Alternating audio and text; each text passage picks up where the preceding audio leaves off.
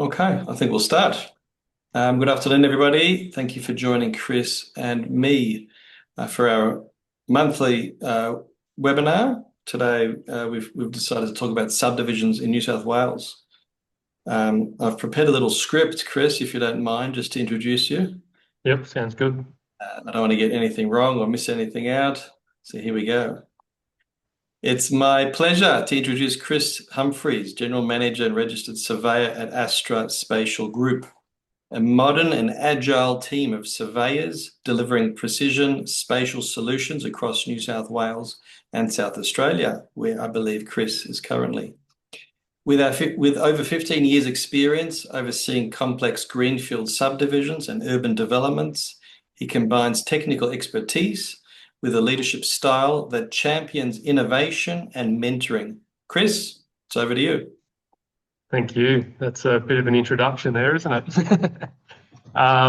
Did you want me to jump straight into the presentation now? Is that what you're Yeah, you're yeah, looking for? yeah. Okay. Can you share your screen?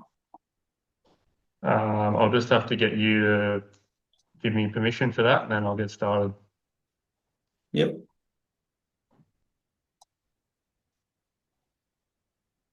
Okay, all yours.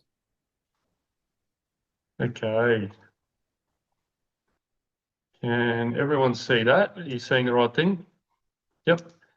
Okay, so we're going to talk about subdivisions in New South Wales. I'm going to primarily focus on the surveying side of things and how you can leverage surveyors to either improve the efficiency of the subdivision process, which we all know is a long and slow, tedious process, and also some red flags to look out for early on and ways that we can mitigate those red flags.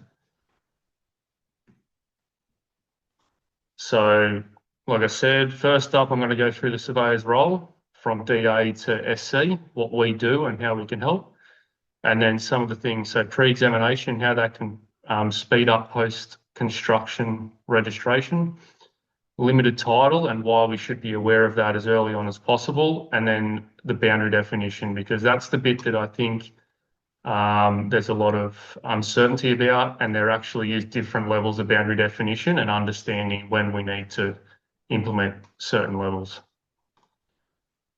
So the surveyor's role, how I like to say it is, in short, we're just professional measurers. We measure things on site and then report back on it. We do some other things you'll find out, but our main thing is we basically just get our instruments, measure bearings and distances and heights, so that designers can then come out and create some sort of design, whether it's an architect doing a building or a civil designer doing a housing estate. We're often the first on site picking up this information, and we're often last to leave because we also have to report on what's been built. So, like I said, we'll go through probably what the deliverables you're expecting to receive from a surveyor from that DA to SC. Before the DA, you'll often get a surveyor go out and do a detail survey. So this is pick up the lay of the land. And this allows an architect, a planner, a civil engineer to then go and design what they need to for the DA to get approval. Now, one thing to note is that all detail surveys, if a boundary is shown, needs to have a stamp up the top from a registered surveyor stating that the boundaries have been surveyed. Now, one thing that I think is not often picked up by people, and it's not common knowledge, is that these boundaries at this stage are just the professional opinion of the registered surveyor that signed off on it. That doesn't mean that it's guaranteed at the subdivision stage.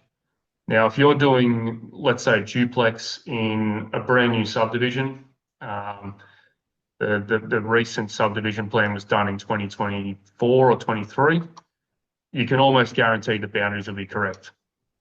But if you are out in, I don't know, let's say rural, or you're in an area where there hasn't been a subdivision done in that area for 50 years, which can be quite common in brownfield subdivisions, it's an estimation. It's what the surveyor thinks will happen, but it's not until later on at a redefinition or subdivision stage that LRS will approve these boundaries and they'll go on public record. So that's just something to be aware of. And often there'll be notes on these detail surveys stating that and saying whether the surveyor recommends you get a plan of redefinition or subdivision. And I know a lot of people don't often read the notes, but that one there is one that is pretty important, especially if you're going for minimum lot sizes and you're trying to build your house 900 offsets off the side.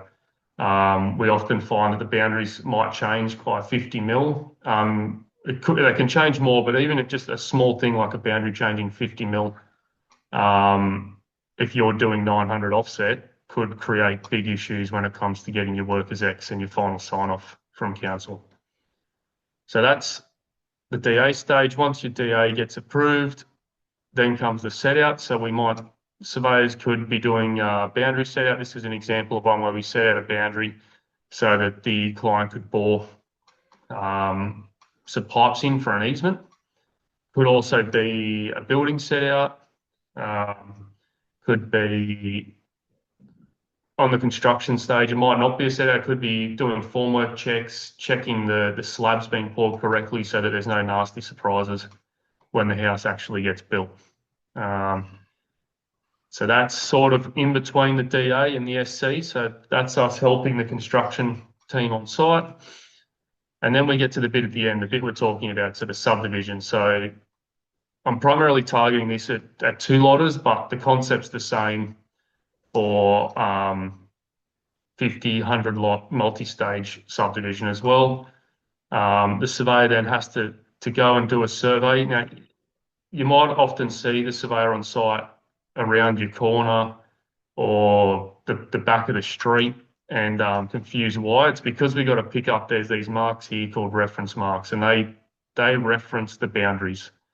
And with the new survey and spatial regs, you need to go around the block. You need to define the depth, you need to define the front, the sides, and that's where the differing level of boundary definitions come in. So for a detail, we might just do it on the front, but for a plan of subdivision, you need to determine the boundaries around the block. This will then also have the 88B, the admin sheet, and once this is finalised, it'll be sent off to council for SC submission. So this is where you'll create easements on the property. So there's an easement down the middle here that is for the party wall. This is the way that we like to do it. You don't have to create an easement over a party wall, but it's the way we like to do it because then it gives us a bit of wiggle room with where the wall's built, with footings in the ground and all that sort of stuff.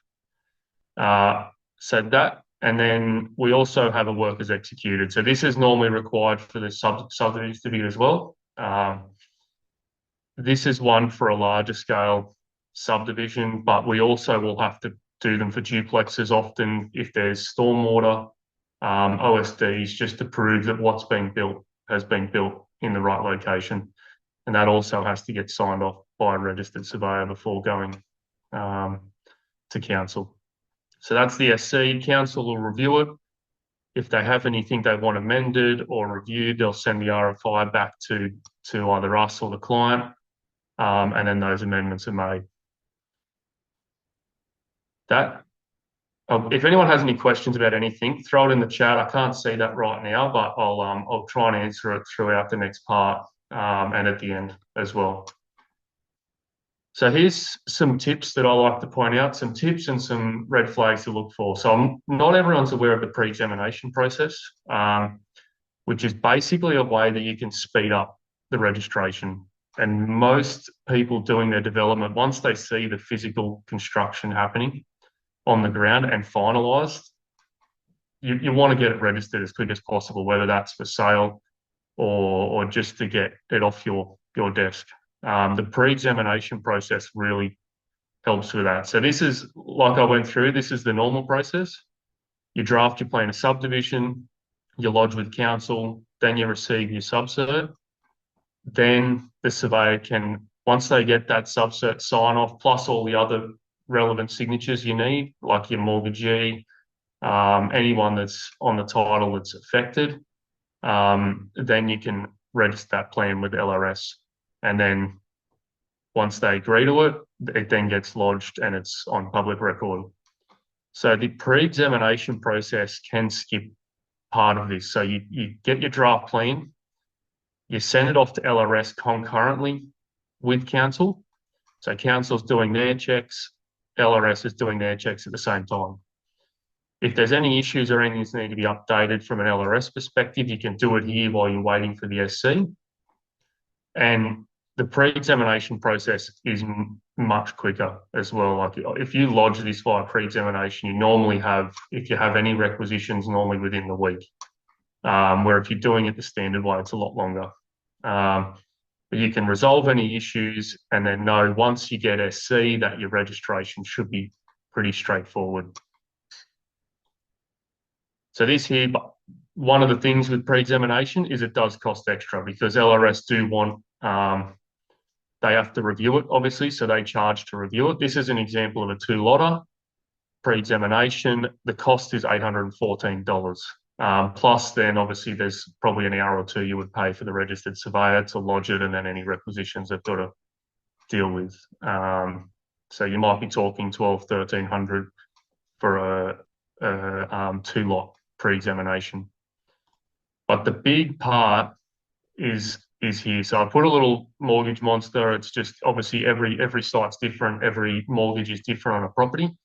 But say you've got a $1 million property, $800,000 loan, paying interest only, your weekly repayments are $723.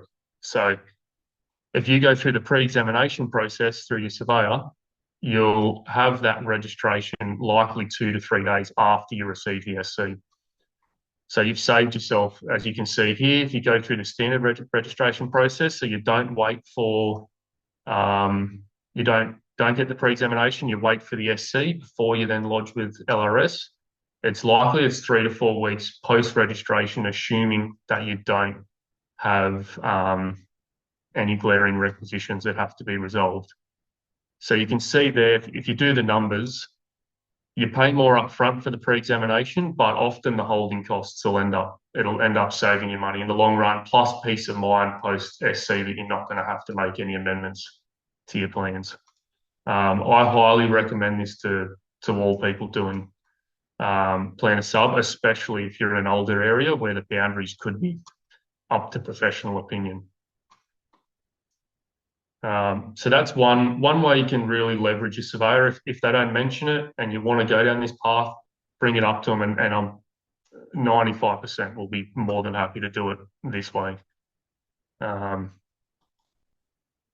So that's one way you can leverage surveyors. Another thing here is limited title. So this is something not a lot of people are aware about, but it can railroad a project if it's not dealt with at the end. At the start. So this here, if you've ever seen a certificate of title, so this basically just tells you any interest on your property. So is there a mortgage, easements, restrictions, covenants, all that sort of stuff. But people don't often notice this. So limited title. If you ever see limited title on your plan, go straight to your surveyor that you're using and ask them how we're going to deal with it. Because basically what it's saying is your boundaries aren't guaranteed. What's on your DP may not be what your final boundaries will be. I'm sure a lot of people have probably heard of squatters' rights or adverse possession. This is sort of like that, but it's not over the whole of your lot. So if you have your boundary defined, the surveyor comes out, defines your boundary based off your plans. If the fencing is more than 12 years old, or any occupation like a brick wall or something is 12 years old and inside your boundary, that is no longer considered your boundary. Which, if you're, again, like a lot of duplexes are running on the minimum lot size and 900 offsets, if that fence is 100, 200 mil inside your boundary, it could cause all sorts of issues. Now, that doesn't mean you can't claim that land that's outside the fence. It just means that you really need to, I guess, be nice to your neighbours and have a bit of a discussion with them. But where this can kick back at the end was we had a job that was limited title. We were doing a plan of redefinition for the purpose of sale. And the neighbour was not happy. They had this idea that there was going to be a large strata development put on the property, and they didn't want that.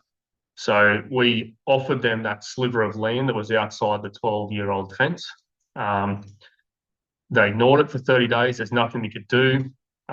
We then, because of that, we then had the right to say, okay, well, it's our land. But again, had to have another 30 days go out to the neighbour to say, this is what we're going to do. Do you object? It didn't. There was 60 days end of the plan being drafted to us actually getting it registered because it hadn't been dealt with early on. So that's just something to be aware of. It's not the end of the world. It's not going to derail a project, but if you do have a limited title, it's definitely recommended to get either a plan of redefinition or a plan of delimitation to guarantee those boundaries at the very beginning of your job before you get too deep into it and find out actually you can't do what you want to do.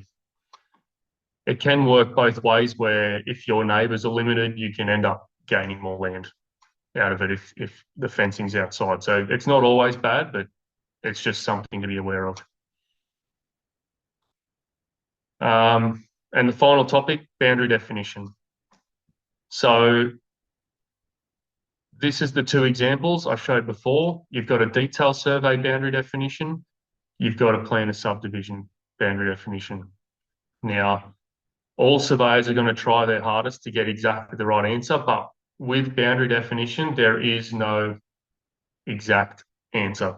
We're often working off these reference marks that were placed. Some of them might be brand new. Some might not have been placed, might have been placed, in the late 1800s. And obviously the technology and tools they had back then were not of the level that we have today. They weren't measuring to the nearest millimetre. They weren't measuring to the nearest second. So as a result, sometimes we come out and we'll pick up these reference marks, we'll locate them with our instruments at either end of the block, and we find out there's actually a 50 mil shortage in the block. The block is 50 mil shorter than what the original plan said. So then we have to then take that 50 mil out across all of the lots. It can work the other way around as well, where you end up getting more land. It could be that there was 100 mil extra over all the lots, and every lot gets a portion of that 100 mil. But until this plan is registered and on public record, how that excess and shortage is determined is just up to the professional surveyor's opinion, and it can differ from surveyor to surveyor. This job's a perfect example of it, where when this plan was first started, we did the definition, we came in through the back lot, we determined our boundaries, we said, yep, that's what we think it is. We sent it off to the client to get signed by them, the mortgagee, and any interested parties. By the time we went to lodge it with LRS, the neighbour had also done a plan, and we differed. So then you've got the issue with, because it's differing in their opinion to our opinion, and theirs is on public record first, we then have to adopt their boundaries and adjust ours accordingly. It wasn't detrimental to this job. And one of the positives was that it's hard to see here without zooming in, but initially the boundaries were a bit over 1 metre off. If they were 900 off that side boundary, then we could have potentially had issues because there was a found shortage in here. It rotated our side boundary and it adjusted this by 20, 30 mil. So that's why when a surveyor recommends in here that a plan of redefinition is recommended early on, a plan of redefinition on this job would have locked in our boundaries before theirs and would have resolved any issues if it was 900 off the side boundary. So it's not common knowledge. People see a boundary on a detail survey and they think that's gospel. It's as good as the surveyor thinks, and it's what they think in their opinion is correct. But until this happens, it's not locked in. So just be aware of the notes. If they recommend a plan of redef, seriously consider it, because it could save you a lot of heartache down the track with non-compliant buildings. that is all I have in my presentation. I tried to keep it to about 20 minutes, which people that know me know that's a hard thing to do. I'll just have a look at some questions. Did you want me to have a quick look at the questions now? Maybe we'll do with the questions later, Chris, if that's okay. Yep. Okay. Easy. Start to pile up. I'll leave that now. And Thank I'll you. pass it back to Ellie. Thanks for listening in.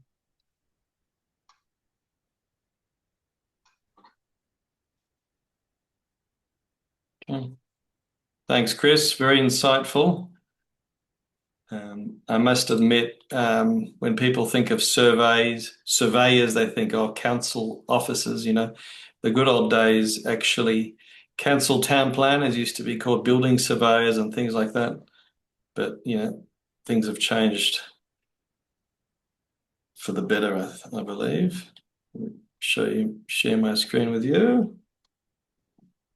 Okay.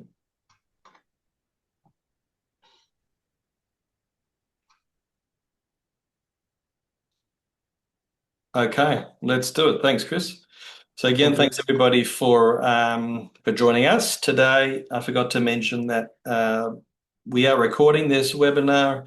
We will share with you some slides after, as well as we'll share a summary of what we've discussed today.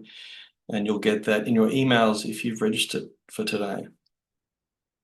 Just a quick overview. So obviously Chris went through the nuts and bolts of surveying, the processes and the different types of approvals.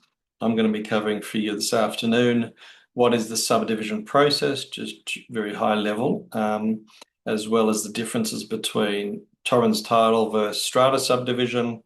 I'm going to show you just a quick example of what how to check for a minimum lot size on your property. For a lot of consultants listening in or watching now, you'll know it's not straightforward, just looking at the zoning map or the lot size map, or do you look in the LEP? You do also have the DCP, which calls up some planning controls for minimum widths and other things. So there's a lot of controls you need to consider. And lastly, I'll share with you two actually case studies which I hope you find very interesting. And lastly, we will cover off some questions and answers. So just a quick shameless plug here for Navon Planning.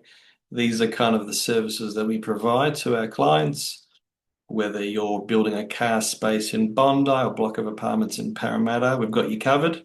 And we do provide all these types of services, CDCs, DAs, and other services. This is just a snapshot of our current projects in 2025. Some of these projects have already been approved so projects from last year, but to this year, but I would still consider them to be projects. Nonetheless, you can see we don't just do work in Sydney or specific councils in Sydney. We're quite spread across New South Wales, Blue Mountains, Cessnock Council, and beyond. Okay, now for the subdivision process. I'm not going to go into this in too much detail. Chris has done a superb job at it, and I believe he gets involved with subdivisions a lot more than me. But just generally speaking, the DA, so as town planners, architects in the room, also designers in the room here now, you'll only really deal with the DA side of things. So naturally, all the other processes, we don't have to get involved. Clients don't really need to pay for our time for all these other bits and pieces. But I was actually out on site yesterday for a client. They're doing a strata subdivision of their dual occupancy that's being built right now. And I told them, find a surveyor. I should have probably mentioned Chris's name.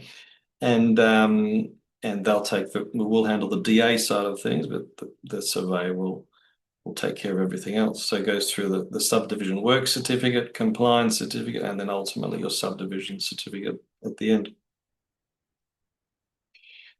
I'm just showing one slide on Torrens title versus strata subdivision. There's a lot of pros and cons for both options. Naturally, you need to check the local council controls, understanding whether it permits Torrens title or not, particularly dual occupancies. I know the flavour of the month right now is dual occupancies and the LMR.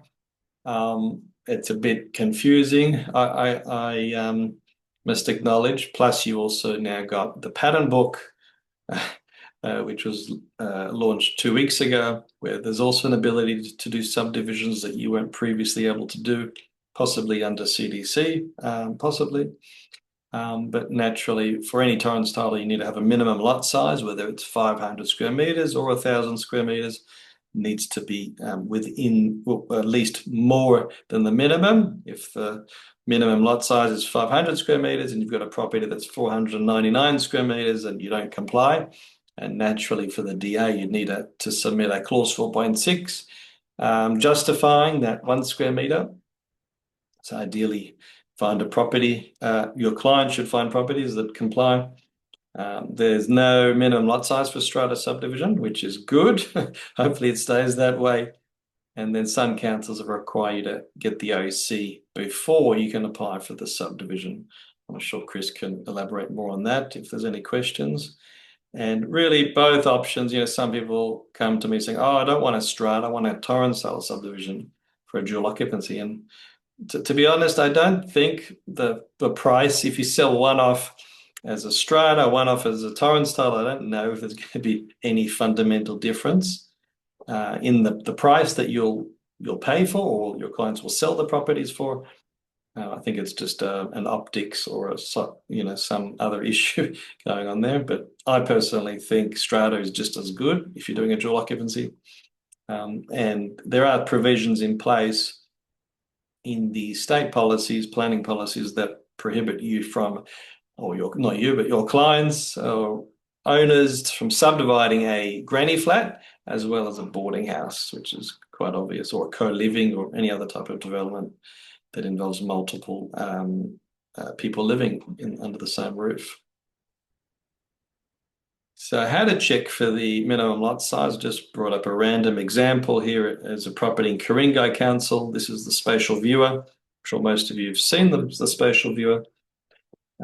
Naturally, zooming in on this particular property in yellow, the minimum lot size is obviously 930 square meters, and the property to the north, which is a different zone, you've got a 1,200 square meter minimum lot size. So, this, I guess, applies to with FSR and height, that you can't just rely on these maps. You need to drill into the details and look at the LEP also. So when opening up the LEP for Ku-ring-gai Council, I've just highlighted a few bits and pieces. The minimum lot size provisions vary across councils, so you really need to look at it. In this case, Ku-ring-gai Council specifies that you need to have a minimum width of 18 meters, along the line that is 12 meters from the street frontage of the lot. So you need to move 12 meters from the front boundary, and that has to be at least 18. Again, it's a bit confusing. But then depending on the zoning, if you'll see further down under 3B, it does allow, well, it requires a greater width and depth of 24 meters if it's an R3 or an R4 zone. Just a simple example there for you on how to check for the minimum lot size. It's particularly useful, obviously, when we're on the topic of subdivision. So I'm going to share with you two quick case studies. So the first being in Horsley Park in Fairfield Council. This was a project we had, I think, before COVID, but it's quite an interesting one. Very large property, just under 20,000 square meters. You can see at the bottom of your page, there's an existing house. So the client naturally came to us and wanted to split into two so they could build a house at the back. So this was the kind of the first set of plans that we submitted to council. We put in a clause 4.6 variation because the front lot was only 9,000 square meters, and I believe the minimum lot size was 10,000 square meters. And part of that reason was because of the driveway. The driveway really took up a big chunk of land, which naturally is excluded from the calculation of site area. So we put this forward to council. Council said no, obviously. even though we advised the client that it was risky. This is what the subdivision plan looked like. So you had the 7 meter wide access to the lot at the back. We amended the design because it had to go through the LEC. And this is kind of what we came up with. We had legal advice to say, well, if you put it just as an easement, the road, rather than a separate lot, then it wouldn't be considered as part of the lot size. So in other words, you could rely on the fact that you had 10,000 square meters per lot, as you can see here in this draft subdivision plan. We had, again, legal advice, which told us, yep, that would work. Council said no. So we had to change plan. Meanwhile, while this was going on, the Aerotropolis SEP came through during the court proceedings, and luckily for my client, there was a savings provision. So what this Aerotropolis said was any property within Fairfield Council and other surrounding councils of the airport, subdivision was prohibited at that time. So what that means is from the 1st of October, anyone applying for a subdivision, council said no. Well, the government said no because they didn't want more houses underneath the flight path. I don't know until this day if that's been changed or not, but maybe someone in here can correct me or bring me up to speed. But essentially, the client was very lucky in this instance because if there was no savings provision, essentially they'd never be allowed to subdivide their lot. So luckily, they lodged the application at the right time. In the end, through going backwards and forwards with council, they agreed on this kind of side-by-side subdivision pattern where the existing house at the front was retained and there'd be this side driveway. And ultimately, this is what was the design and of the house, the new house, as well as the subdivision that was approved. The last case studies here also quite an interesting one. I call it the missing amended strata plan. You'll find out why. Essentially, the client came to us with an existing dual occupancy, so in Randwick Council, so front and back, I believe. This is what it looked like. Essentially, but these are the approved plans from many years ago. They had a storage area below that was approved below the dual occupancy. So it's basically, I think, a 2-story or even maybe 3-story building. But in the lower level, you can see there existing storage that was approved just like that. And what had happened was the client, so while they had two separate dwellings approved on the property, there was this existing storage. And now, what do you think happened to this existing storage? You'll see. The client built this, a little granny flat within that storage area. Obviously, this had been there for many years. And I think maybe the neighbours complained or something. So instead of the client getting a revenue of just 2 dwellings, they had this third source of income. And we came in to kind of patch things up with council, and it required a lot of different consultants. But ultimately, in terms of subdivision, so we had to fix everything up with council, BCA, and all of that stuff.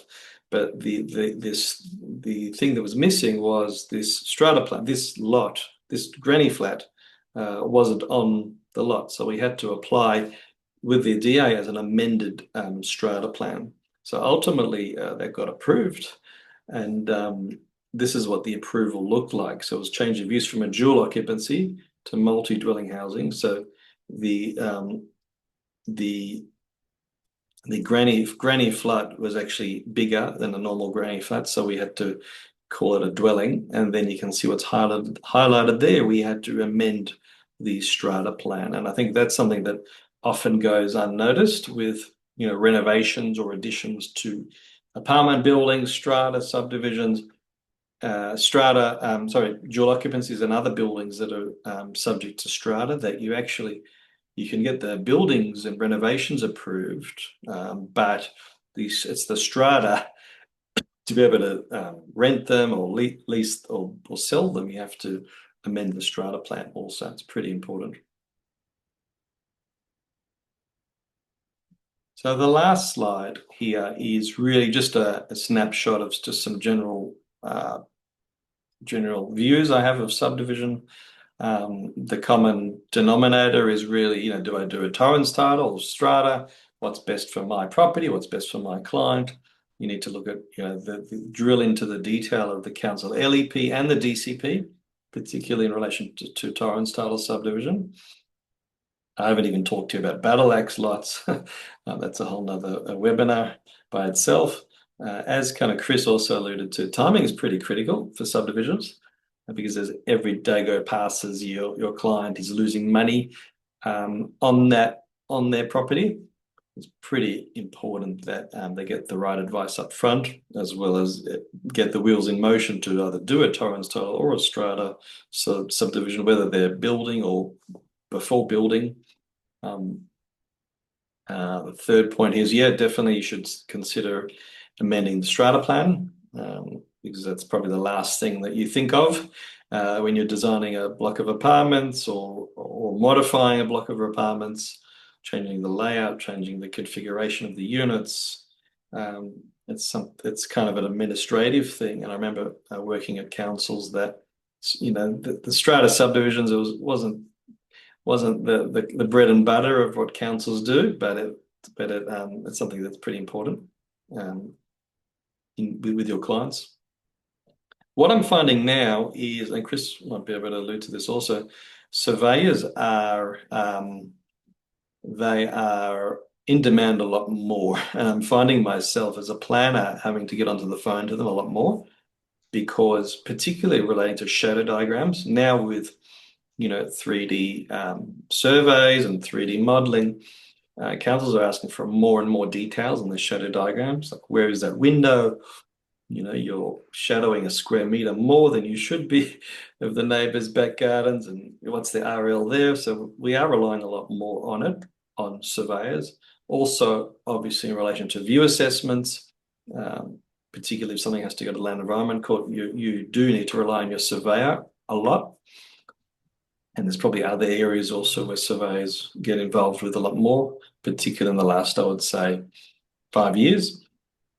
We need to give our clients realistic expectations. I think that's a no-brainer in terms of the process for Torrens title and strata subdivision.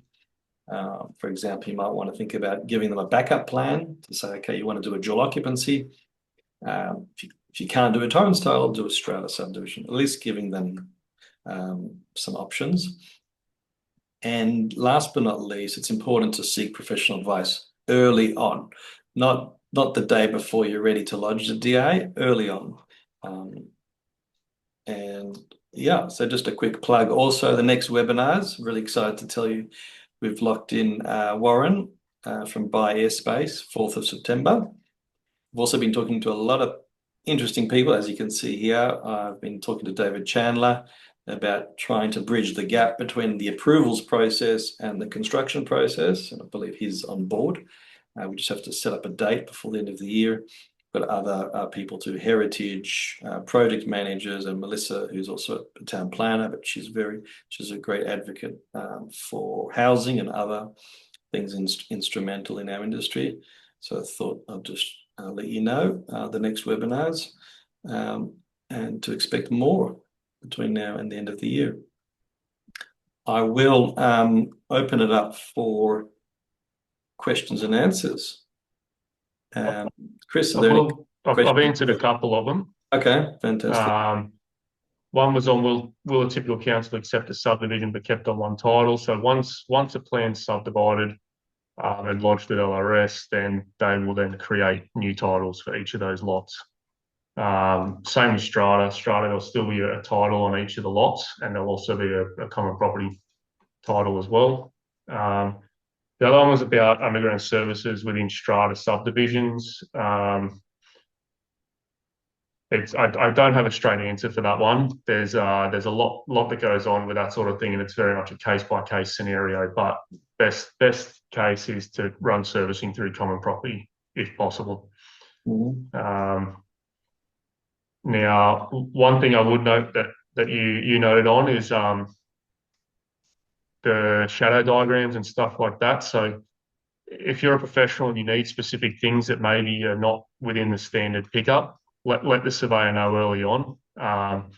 Because if we, like, for example, for a detail survey, we'll do what we think is standard for what that job is, but some jobs require specific pickups, and that might be the adjoining windows on properties. It might be services to a certain like service depths to a certain accuracy. So if you can let us know as early on, then we can make sure that we're prepared for it.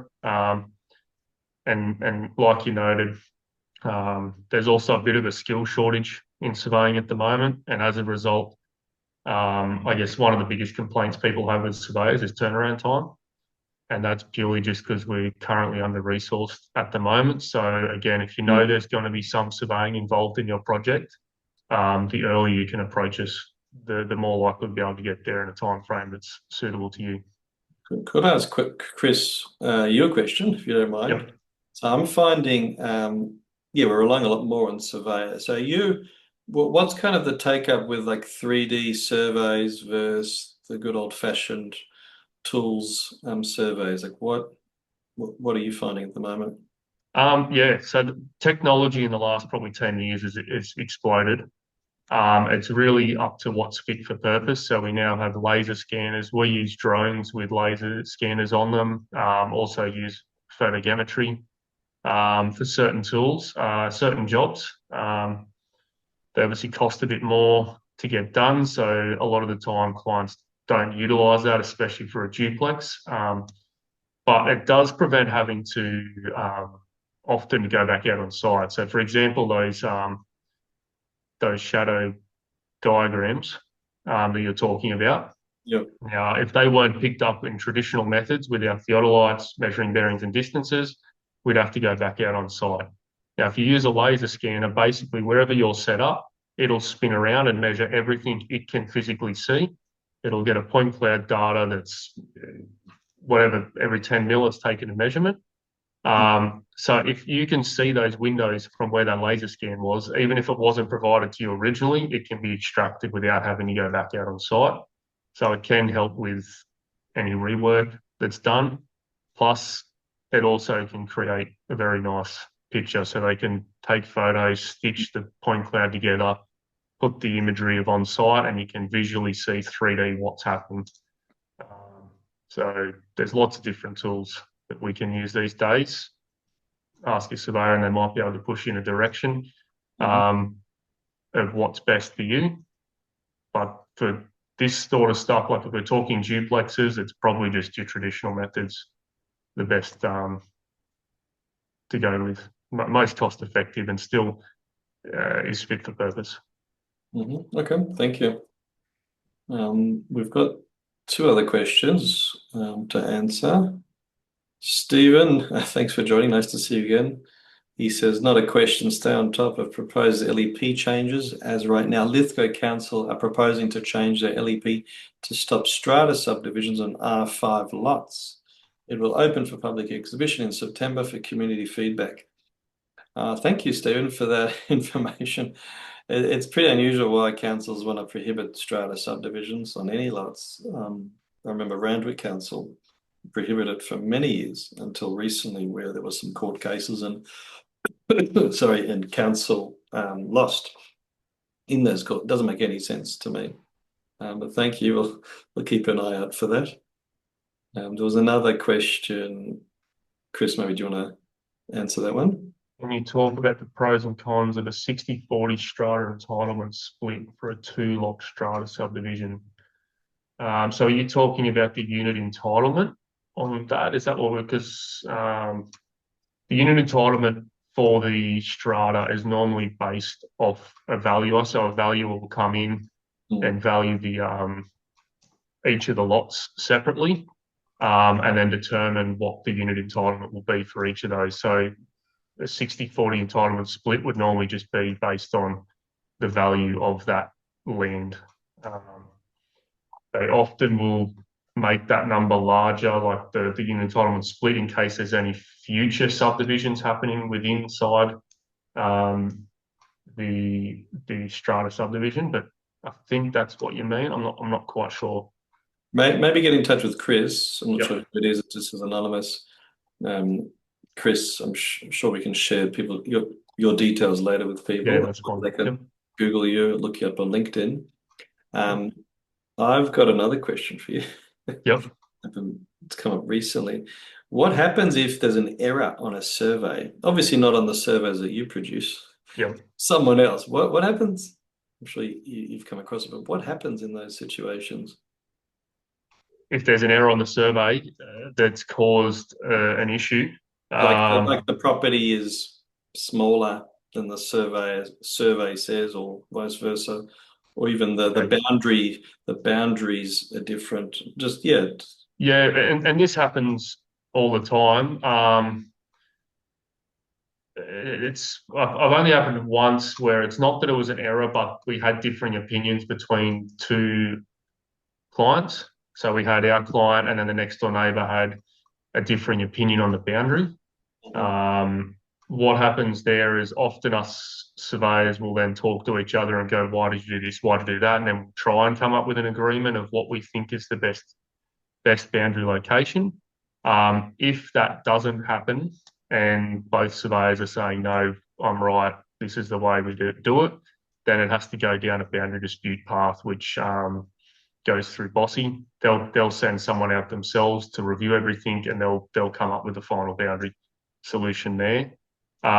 If there's a complete blunder, then I can't really answer. I've not had that scenario Mm. yet. Touch wood, it doesn't happen. But I'm assuming that's probably more of a legal question on that side of things.